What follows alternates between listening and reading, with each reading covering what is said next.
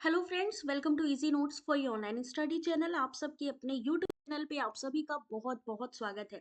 Friends, जैसा कि आप लोग स्क्रीन पर देख रहे हैं, आज हम लोग जो क्वेश्चन पेपर को सॉल्व करने वाले हैं वो है 13 दिसंबर 2023 का क्वेश्चन पेपर, जो आपके यूजीसी नेट के दिसंबर सेशन में पूछा गया था। फ्रेंड्स, जैसा कि आप जानते हो कि एग्जाम में यूजीसी नेट के पेपर 1 की अगर हम बात करें तो काफी स्कोरिंग रहता है ये वाला पेपर 1। यहाँ से आपके प्रीवियस ईयर क्वेश्चन पेपर से बहुत सारे क्वेश्चंस आते हैं, बहुत सारे आपकी थ्योरी से एमसीक्यूज बनते हैं। तो ये क्वेश्चन आप सभी के लिए आने वाले एग्जाम के लिए बता देंगे कि किस तरीके का जो लेटेस्ट पैटर्न है एग्जाम में पूछा जा रहा है, किस तरीके से जो क्वेश्चन है वो एग्जाम में पूछे जा रहे हैं। तो वीडियो को स्टार्ट करने से पहले गाइज आप सभी से मेरी रिक्वेस्ट है, अगर अभी तक आपने चैनल को सब्सक्राइब नहीं किया है तो जल्दी से सब्सक्राइब कर लीजिए, और वीडियो अच्छा लगे तो आप लास्ट में एक बार लाइक जरूर कर दीजिएगा। तो चलिए स्टार्ट करते हैं। UGC net paper 1 question paper 13 दिसंबर का ये क्वेश्चन पेपर आपके सामने। डीआई के क्वेश्चन मैं कल करवाऊंगी, तो अभी यहाँ पर आपको थ्योरी के क्वेश्चन जल्दी जल्दी मैं सॉल्व करवा देती हूँ। यहाँ पे क्वेश्चन के साथ ये नहीं है कि सिर्फ मुझे बताना है, आप लोग भी आंसर करते चलिएगा। यहाँ पर पहला क्वेश्चन है कि निम्नलिखित में से किस विधि से व्यवसाय सकारात्मक ग्राहक संबंध निर्मित करने के लिए आईसीटी का प्रयोग करते हैं। Businesses use ICT to build positive customer relation। Answer करने के लिए टाइम भी दे रही हूँ, आंसर करिए 30 सेकंड में। Businesses use ICT to build positive customer relation by which of the following, यानी जो बिजनेसमैन है या बिजनेस जो करते हैं, व्यवसाय करते हैं, वो आईसीटी यानी कंप्यूटर टेक्नोलॉजी का जो इस्तेमाल करते हैं वो किसके लिए करते हैं। तो यहाँ पर इस क्वेश्चन का जो सही आंसर होगा वो क्या होगा। ये क्वेश्चन कई बार पूछा गया है एग्जाम में, इस तरीके के ही क्वेश्चन एग्जाम में पूछे जा रहे हैं। तो चलिए देखते हैं इस क्वेश्चन का सही आंसर। सही आंसर है option number B, creating targeted market campaigns, यानी लक्षित विपणन अभियान बनाना। अब यहाँ पर इसको हम एक बार थोड़ा सा आपको दिखा देते हैं। आईसीटी का कभी कभी फुल फॉर्म भी एग्जाम में पूछा जाता है। तो आईसीटी इंफॉर्मेशन कम्युनिकेशन टेक्नोलॉजी एक व्यापक शब्द है जो सूचना प्रौद्योगिकी और संचार प्रौद्योगिकी का एक संयोजन है। व्यवसाय प्राय सकारात्मक संबंध यानी पॉजिटिविटी को देख के करा जाता है, और आईसीटी से इस समय बहुत आसान रहता है। अब जैसे आप किसी बैंक की बात करें तो उसको भी कोई अपडेट देनी है, या किसी इंस्टीट्यूट को कोई अपडेट देनी है, तो वो क्या करता है, इंफॉर्मेशन टेक्नोलॉजी का यूज करता है और आप तक इंफॉर्मेशन पहुंचाता है। तो एक तरीके से मार्केटिंग भी हो जाती है। कई कोर्सेज आपने देखी होंगे, इंस्टीट्यूट वाले सेल करते हैं किसके थ्रू, आईसीटी के थ्रू। तो यहाँ पर अगर हम बात करते हैं आईसीटी का बिजनेस में जो योगदान है वो किसके लिए है, क्रिएटिंग टारगेटिंग मार्केटिंग कैंपेन्स। चलिए नेक्स्ट क्वेश्चन देखते हैं, क्वेश्चन नंबर 7। और ये क्वेश्चन आप लोग मुझे बताएंगे कौन सी यूनिट से पूछा गया क्वेश्चन है। Identify the measure of dispersion, परिक्षेपण के मापों की पहचान कीजिए। रेंज, जिसे हम कहते हैं परास, चतुर्थक विचलन यानी quartile deviation, sum of the deviation about mean, माध्य के परितः विचलनों का योग, या स्टैंडर्ड डेविएशन मानक विचलन। आपको आंसर करना है इनमें कौन सा ऑप्शन आपको सही लग रहा है। टाइम आउट हो गया है, तो आंसर देखते हैं इस क्वेश्चन का। तो सही आंसर है ऑप्शन नंबर सी, यानी option number A range, option number B यानी क्वार्टाइल डेविएशन, और option number D standard deviation. इसके बारे में भी, इसके एक्सप्लेनेशन को भी पढ़ना जरूरी है। पहली बात, ये जो क्वेश्चन है आपका रिसर्च एप्टीट्यूड से है, ठीक है। रिसर्च एप्टीट्यूड से आपके ये इस तरीके के क्वेश्चन, डिस्पर्जन हो, डिस्ट्रीब्यूशन हो, कोरिलेशनल हो, टेस्ट हो, जेड स्क्वायर हो, अनोवा टेस्ट हो, वहां से इस समय काफी क्वेश्चन आ रहे हैं। तो परिक्षेपण या डिस्पर्जन के माप परास, चतुर्थक विचलन और मानक विचलन होते हैं। डिस्पर्जन, जिसे हम परिक्षेपण तरंगों का फैलना कहते हैं, यह स्थिति तब होती है जब वो किसी छिद्र या वस्तुओं से गुजरती है। किसी आंकड़े में सबसे अधिक या बड़े अवलोकन प्रेक्षण एवं सबसे छोटे अवलोकन के बीच के अंतर को परास यानी रेंज कहा जाता है, कि इस रेंज से इस रेंज तक। मानक विचलन का उपयोग परीक्षण के माप के रूप में किया जाता है, जबकि माध्य यानी मीन का उपयोग कहाँ होता है, केंद्रीय प्रवृत्ति के माप में। यहाँ पे अभी आपसे पूछा गया डिस्पर्जन की माप के लिए किसका इस्तेमाल करते हैं, परिक्षेपण के लिए किसका इस्तेमाल करते हैं, तो range, quartile deviation, standard deviation. अगर हम केंद्रीय प्रवृत्ति की बात करेंगे तो वहां पर क्या हो जाएगा, माध्य यानी मीन मीडियन मोड। तो ये मीन मीडियन मोड हो, चाहे हो सकता है अगले एग्जाम में स्टैंडर्ड डेविएशन का फॉर्मूला पूछ ले, है ना। तो इस तरीके के आपको नॉर्मल डिस्ट्रीब्यूशन से भी क्वेश्चन आते हैं। तो आपको अगर जैसे कि आप तैयारी अभी कर रहे हो तो आपको रिसर्च की जो स्टैटिक्स है उसको भी पढ़ना होगा। रिसर्च की स्टैटिक्स में अभी टाइम है, आपने क्या क्या पढ़ना है वो मैं बता देती हूँ। जितने भी टेस्ट है, चाहे वो हाइपोथेसिस से संबंधित हो, चाहे वो अनोवा टेस्ट है ना, या पैरामेट्रिक नॉन पैरामेट्रिक टेस्ट हो, पैरामेट्रिक नॉन पैरामेट्रिक, या अगर हम बात करें डिस्पर्जन की, ठीक है, उसके अलावा नॉर्मल डिस्ट्रीब्यूशन या डिस्ट्रीब्यूशन से संबंधित आपका, है ना, कि जो है निगेटिव पॉजिटिविटी भी पूछा जाता है उसमें, केंद्रीय प्रवृत्ति की माप, इन सबको अच्छे से पढ़ना है। जेड टेस्ट, टी टेस्ट, है ना, तो ये सारी चीजें आपकी स्टैटिक्स में, आपके रिसर्च में पूछी जाती है। तो क्वेश्चन नंबर 8 मैं आपको हालांकि थ्योरी में ये सारी चीजें कवर कराऊंगी, सो डोंट वरी, अभी आप क्वेश्चन को देखते जाइए। Identified the advantage of close ended question in survey research. सर्वेक्षण शोध में अमुक्त प्रश्नों के लाभों की पहचान कीजिए। किसी भी क्वेश्चन के लिए सिर्फ 30 सेकेंड्स होंगे आपके सामने। पहला ऑप्शन, वे असामान्य उत्तरों के उत्पन्न की अनुमति देते हैं, उनके उत्तर को संसाधित करना सरल होता है। वे उत्तरों को रिकॉर्ड करने में परिवर्तनशीलता की संभावना को कम करते हैं, या स्टैंडर्ड डेविएशन मानक विचलन में आते हैं।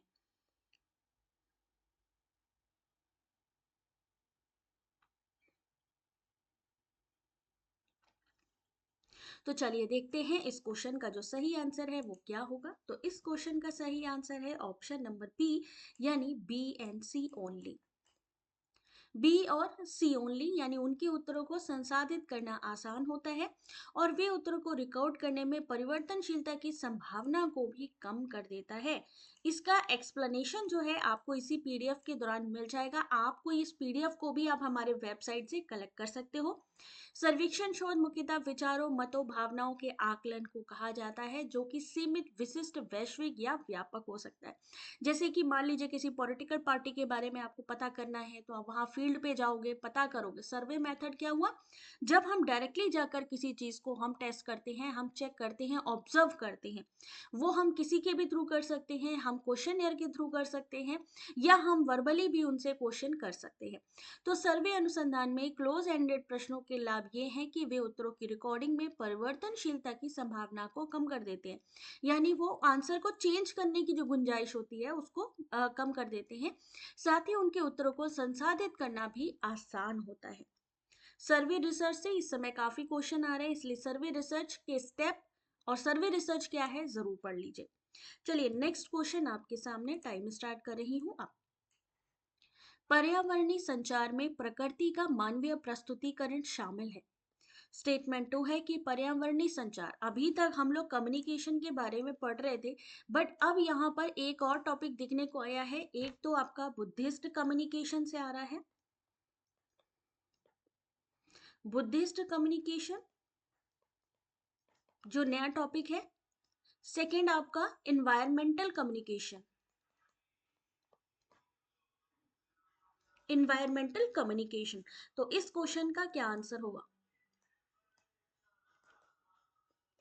चलिए इन्वायरमेंटल कम्युनिकेशन से जुड़ा हुआ ये वाला क्वेश्चन देखते हैं। इस क्वेश्चन का सही आंसर ऑप्शन नंबर सी इस क्वेश्चन का सही है, यानी पहला सही और दूसरा गलत। पर्यावरणीय संचार सूचना का प्रसार पर्यावरण से संबंधित संचार प्रणालियों का क्रियान्वयन है। यानी पर्यावरण संचार में प्रकृति का मानवीय प्रस्तुतिकरण शामिल है, सही बात है। अंतरक्रिया शामिल है मानवों के बीच में। पर्यावरण संस्कृति में संचार में प्रकृति के संदर्भ में मानवीय प्रतिनिधित्व शामिल है। पर्यावरण संचार को बढ़ावा देने के उद्देश्य से मुख्य धारा में पारंपरिक मीडिया के साथ साथ सामाजिक जागरूकता, जनसंपर्क इत्यादि का भी प्रयोग किया जा सकता है। जबकि इन्होंने क्या कहा, केवल इसका ही प्रयोग किया जा सकता है। जहां पर भी कहीं लिखा हो कि केवल हम इसका ही प्रयोग करेंगे या इसका प्रयोग नहीं हो सकता है, जब भी इस तरीके के स्टेटमेंट में कोई शब्द आए तो इस स्टेटमेंट में गलत होने की गुंजाइश सबसे ज्यादा होती है। तो इस वजह से इसको देखिए, क्योंकि जितने भी आंसर होंगे वो आपको पॉजिटिव वे में आपको आंसर करने हैं। तो केवल मुख्य धारा में परंपरागत मीडिया के साथ परंपरागत मीडिया का ही यूज करने से नहीं होगा, बल्कि उसके साथ सामाजिक जागरूकता, जनसंपर्क इत्यादि का यूज करना भी जरूरी होगा। क्वेश्चन नंबर 10 आपके सामने, टाइम स्टार्ट करती हूँ अब। देश के सामाजिक आर्थिक विकास के लिए अपेक्षित वैज्ञानिक तकनीकी तथा जनशक्ति की मांग को पूरा करने के लिए 1948 में किसकी अध्यक्षता में विश्वविद्यालय शिक्षा के पुनर्गठन के उद्देश्य से विश्वविद्यालय आयोग की नियुक्ति हुई थी।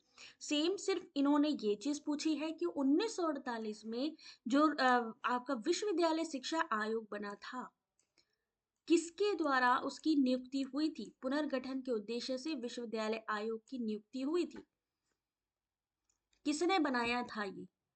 सिंपल सा क्वेश्चन ये है आपका, जिसको इन्होंने काफी हैवी वर्ड्स में दिया हुआ है। तो सही आंसर है राधा कृष्णन। ठीक है। विश्वविद्यालय शिक्षा के पुनर्निर्माण के लिए 1948, और जबकि पहला कब आया था, 1902, लॉर्ड कर्जन के टाइम पे। सबसे पहले लॉर्ड कर्जन के टाइम पे हुआ। ठीक है, लॉर्ड कर्जन के टाइम पे उसी का ही, जब इन्होंने क्या करना चाहे, दोबारा इसको सही करके पुनर्निर्माण करने की कोशिश की, उस समय राधा कृष्णन की अध्यक्षता में देश के सामाजिक आर्थिक विकास के लिए आवश्यक वैज्ञानिक तकनीकी जनशक्ति की मांग को पूरा करने के लिए विश्वविद्यालय आयोग का गठन किया गया दोबारा से 4 नवंबर 1948 को, और इसने 25 अगस्त 1948 को भारत सरकार को अपनी रिपोर्ट सौंप दी थी। नेक्स्ट क्वेश्चन, क्वेश्चन नंबर 11, जैसा कि मैंने आपसे कहा है इस तरीके के ऑनलाइन टूल इस समय एग्जाम में पूछे जा रहे हैं, तो I request to all of you, इन सबको कॉपी अपने पास रखिए और सर्च करना स्टार्ट करिए कि एक्चुअली में ये होते क्या है। मिस्टर जॉनसन अपने विद्यार्थियों को प्रकाश संश्लेषण की संकल्पना को समझने में उनकी सहायता करने के लिए एक मानचित्र यानी माइंड मैपिंग बनाना चाहते हैं।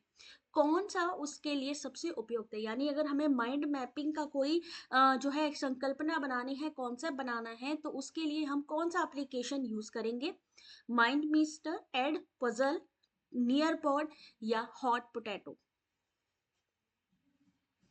ऐसे ही एक काहूत है, उसके बारे में भी बहुत बार क्वेश्चन आया है, इसके साथ साथ आप लोग काहूत को भी पढ़ लेंगे। सही आंसर है option number 1, mind mister. Mister Johnson अपने छात्रों के लिए प्रकाश संश्लेषण की अवधारणा को समझाने में मदद के लिए माइंड मिस्टर मैप का प्रयोग करना चाहिए। यह ऑनलाइन माइंड मैपिंग एप्लीकेशन है जो अपने उपयोगकर्ताओं को क्लाउड के माध्यम से, माइंड मिस्टर किसके माध्यम से, क्लाउड के माध्यम से अपने विचारों को साझा करने, देखने आदि में मदद करता है। क्वेश्चन नंबर 12 आपके सामने, टाइम स्टार्ट कर रही हूं अब। Who was the chairman of first Indian university commission. Lord Curzon के समय में पारित हुआ था।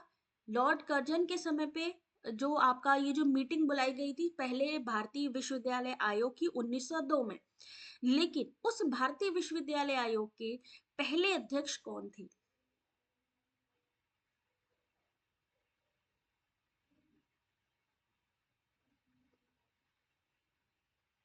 चलिए देखते हैं इस क्वेश्चन का जो सही आंसर है वो क्या होगा। ऑप्शन नंबर डी, टॉमस रेले।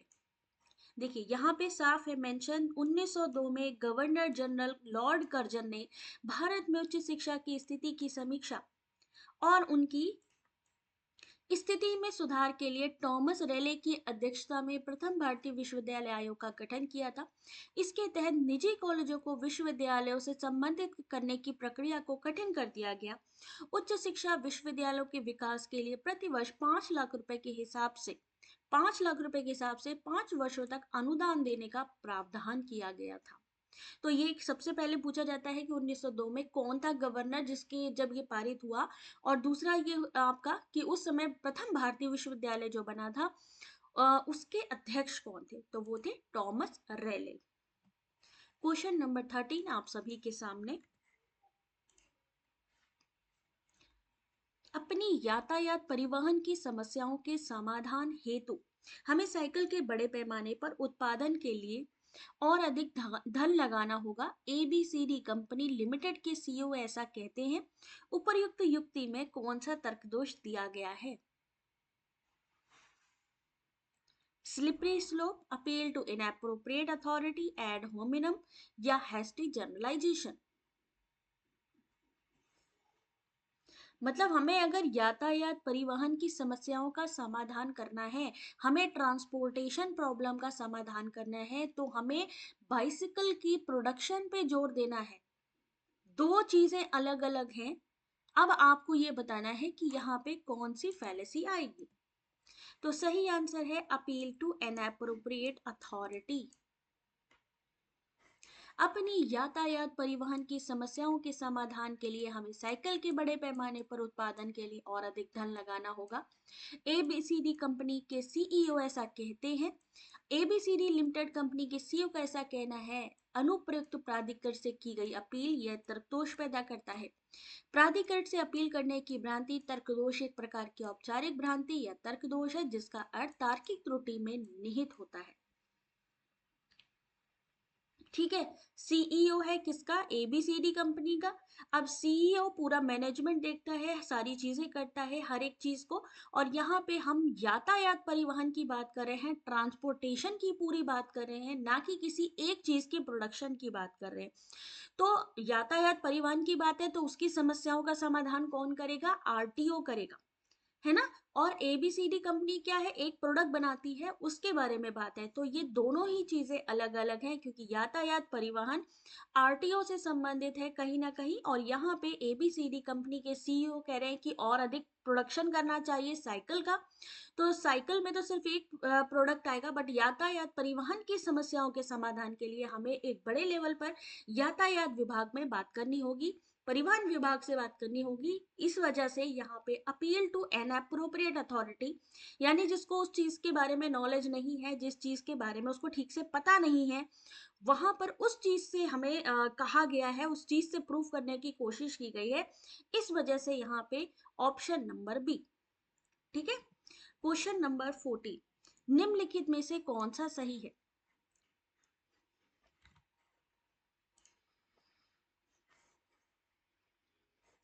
बायोस का, जो भी यहाँ पर क्वेश्चन का आंसर दे रहे हैं, बायोस का जल्दी से फुल फॉर्म बता देंगे। BIOS is an example of application software, utility software is an example of firmware, spyware is an example of malware.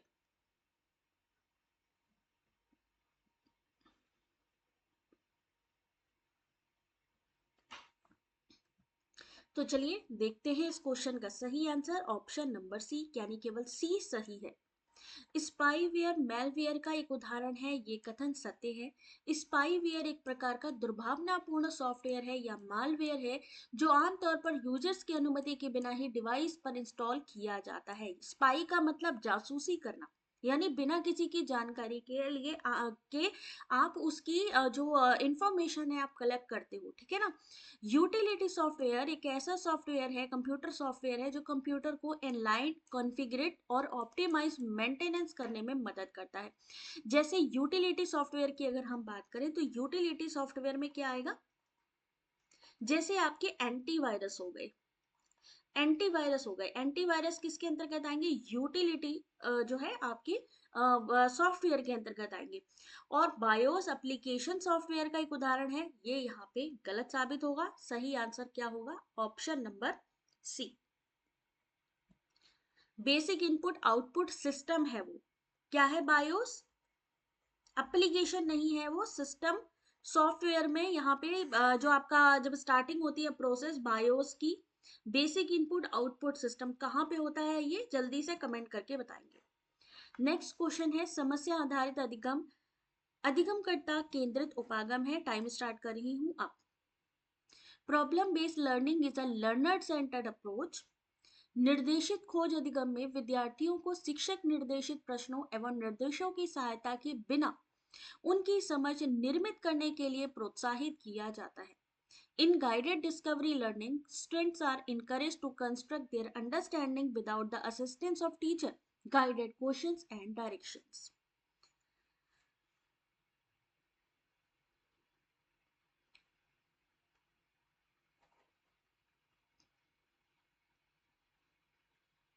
सही आंसर इस क्वेश्चन का है ऑप्शन नंबर सी, यानी पहला सही है और दूसरा गलत है। जैसा कि आपको पता है लर्नर सेंटर्ड अप्रोच में क्या होता है कि प्रॉब्लम सॉल्विंग, जहां पे प्रॉब्लम सॉल्विंग की बात हम करते हैं, समस्या समाधान, प्रॉब्लम का सॉल्यूशन कौन निकालता है, लर्नर। हायर एजुकेशन इसी के अंतर्गत आता है। तो समस्या आधारित अधिगम, अधिगम करता यानी लर्नर सेंटर्ड है, समस्या आधारित शिक्षण है, एक शिक्षार्थी विरोधाभासी दृष्टिकोण, जबकि निर्देशित खोज शिक्षण जिसे हम डिस्कवरी लर्निंग कहते हैं में छात्रों को शिक्षक निर्देशित प्रश्नों और निर्देशों की सहायता के बिना आपसी समझ निर्मित करने के लिए प्रोत्साहित नहीं किया जा सकता। तो इसलिए पहला सही और दूसरा गलत। उनकी सहायता के बिना, किसकी सहायता के बिना, शिक्षक की सहायता के बिना उनको प्रोत्साहित नहीं किया जा सकता। निर्देशित प्रश्नों निर्देशों की सहायता के बिना उनकी समझ को निर्मित करने के लिए प्रोत्साहित नहीं किया जा सकता, प्रोत्साहित किया जाता है, जबकि इसमें क्या होता है, प्रोत्साहित नहीं किया जाता है। नेक्स्ट क्वेश्चन है कंप्यूटर नेटवर्किंग का। टाइम स्टार्ट हो रहा है अब। कंप्यूटर नेटवर्किंग में निर्देशित अनिर्देशित मीडिया के संबंध में निम्नलिखित में से कौन से कथन सही हैं। 13 दिसंबर का लेटेस्ट क्वेश्चन पेपर आप सभी के सामने।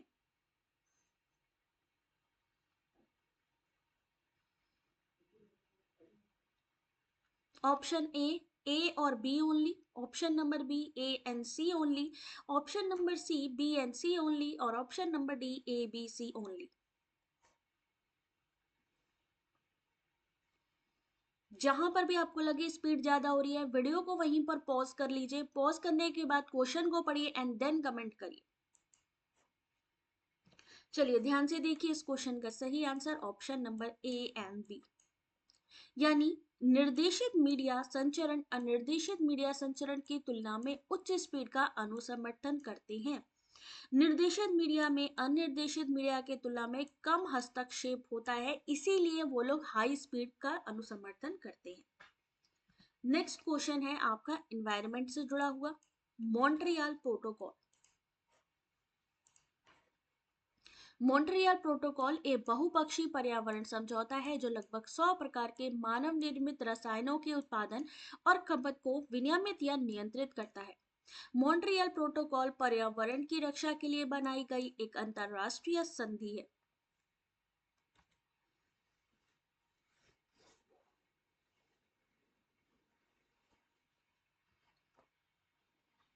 इन ये जो प्रोटोकॉल है इनका ईयर भी हो सकता है आपसे पूछा जाए या मैचिंग में पूछा जाए, मॉन्ट्रियल क्या है, क्योटो प्रोटोकॉल क्या है।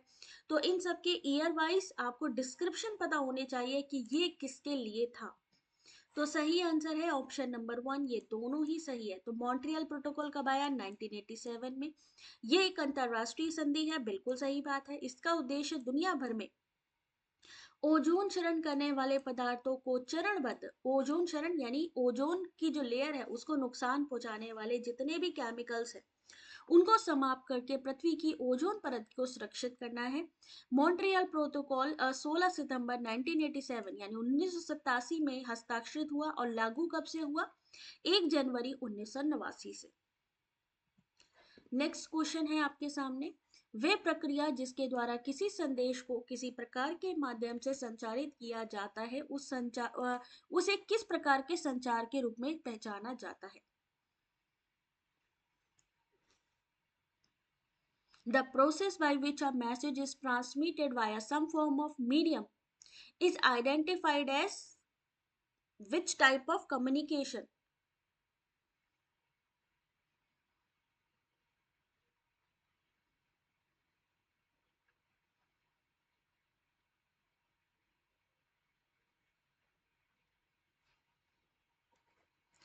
चलिए देखते हैं इस क्वेश्चन का सही आंसर। इस क्वेश्चन का सही आंसर है ऑप्शन नंबर सी, मध्यस्थ यानी मीडिएटर। मध्यस्थ संचार को किसी भी मानव संचार के रूप में परिभाषित किया गया है जो दो या दो से अधिक इलेक्ट्रॉनिक उपकरणों के उपयोग के माध्यम से होता है। ये उन संचार रूपों को संदर्भित करता है जो मध्यस्थ प्रारूप है ना, यानी जो बीच में चैनल का काम करते हैं। मध्यस्थ प्रारूप जैसे संदेश हो गया, ईमेल हो गया, फेसबुक, व्हाट्सएप आदि के माध्यम से होता है। क्वेश्चन नंबर 19, निम्नलिखित में से कौन वायुमंडल के नकारात्मक विकिरण प्रणोदय यानी निगेटिव फोर्सिंग अथवा शीतलन के लिए उत्तरदायी है? Which one of the following is responsible for the negative forcing और कूलिंग ऑफ द एटमॉस्फेयर?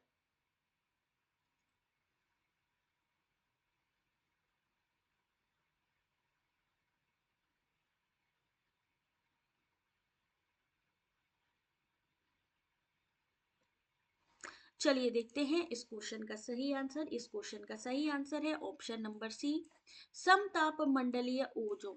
पृथ्वी के वायुमंडल में समताप मंडल वातावरण के नकारात्मक विकिरण बल या शीतलन के लिए जिम्मेदार है। यह क्षोभ मंडल के ऊपर का भाग होता है जो 50 किलोमीटर ऊपर तक फैला हुआ है, जिसमें हवाई जहाज उड़ाने के लिए इसको उपयुक्त माना जाता है। हवाई जहाज अगर आपसे पूछा जाए कहाँ पे उड़ता है तो वो कौन सी लेयर हो गई? Stratospheric ozone. क्वेश्चन नंबर 20, कौन सा डीटीएच चैनल सामाजिक विज्ञान एक, सामाजिक विज्ञान और व्यवहार विज्ञान से संबंधित है? मतलब कौन सा ऐसा चैनल है जिसमें social science, social and behavioural science पढ़ाई जाती है?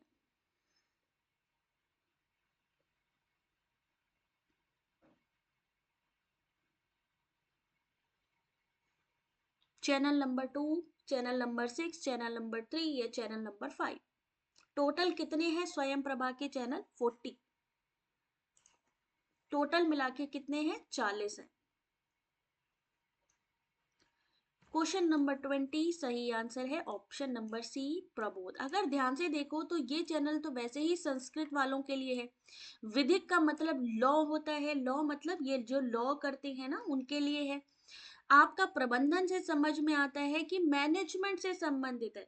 किससे संबंधित है? मैनेजमेंट से संबंधित है, तो नेचुरल सी बात है इसको आप तुरंत टिक कर दीजिए कि चैनल नंबर 3 जो है प्रबोध।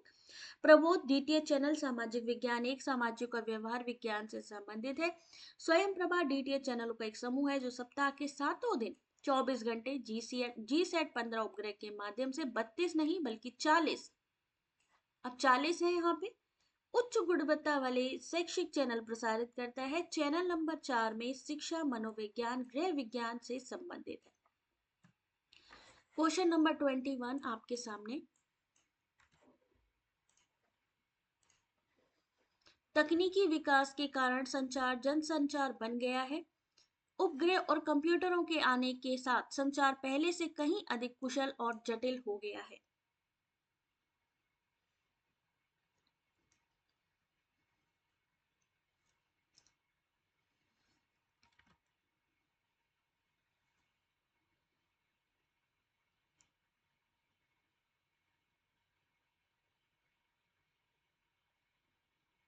चलिए देखते हैं इस क्वेश्चन का सही आंसर। इस क्वेश्चन का सही आंसर है ऑप्शन नंबर 1, दोनों ही सही है।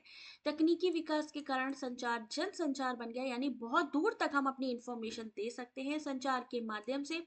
जानकारी का आदान प्रदान, जन जागरूकता, जुड़ाव आदि पर भी पड़ता है। उपग्रह कंप्यूटरों के आने के साथ संचार पहले से अधिक कुशल और जटिल हो गया है। ये दोनों ही बात यहाँ पे सही है। क्वेश्चन नंबर 22 आपके सामने, जब दो चर यानी टू वेरिएबल्स इस तरीके से संबंधित हैं कि जब एक चर में वृद्धि होती है तो दूसरे में भी वृद्धि होती है, तो इसे आप क्या निष्कर्ष निकाल सकते हैं? कैसा संबंध है उन दोनों के बीच में? मान लीजिए अगर हमारी पेट्रोल की दाम बढ़ गए और हमारी कार के दाम भी बढ़ गए, दोनों ही एक ही हिसाब से, कार के दाम बढ़े, उधर पेट्रोल के दाम बढ़ गए, तो हम क्या कहेंगे इसमें किस तरीके की वृद्धि हो रही है?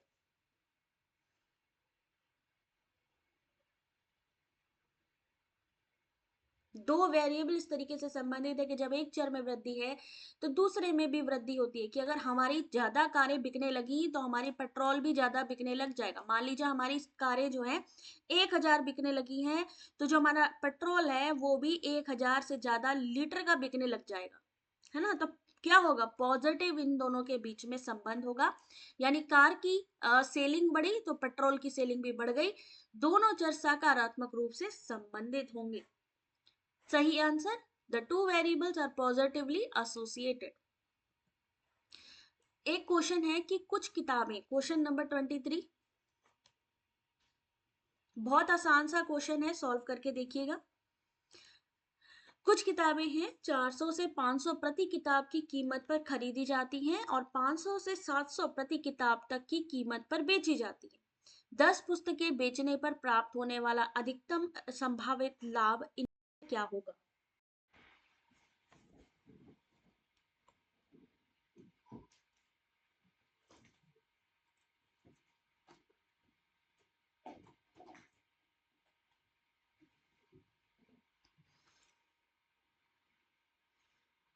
कितना होगा यहाँ पे अगर हम बात करें, तो यहाँ पर सबसे कम इन्होंने कहा 10 पुस्तकें बेचने पर प्राप्त होने वाली अधिकतम संभावित लाभ कितनी है, यानी इन्होंने जो मिनिमम जो अमाउंट बताई है वो कितनी बताई है, 400।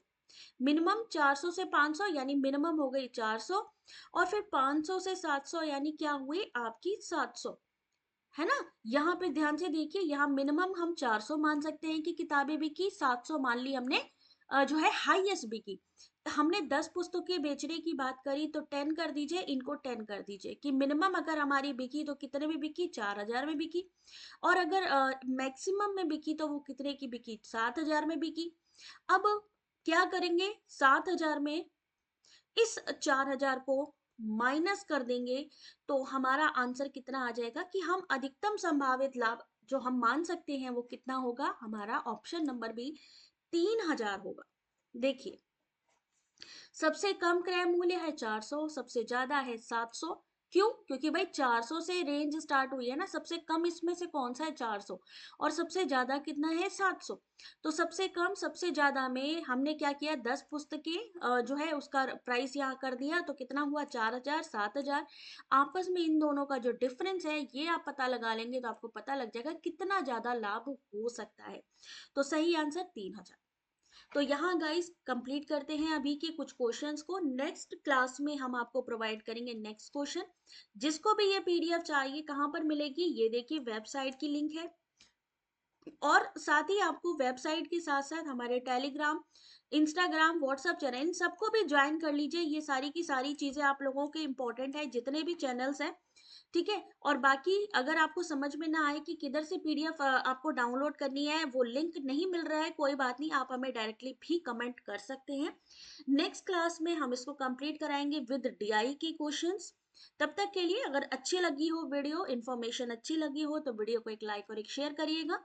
मिलते हैं नेक्स्ट क्लास में, तब तक के लिए थैंक यू वेरी मच।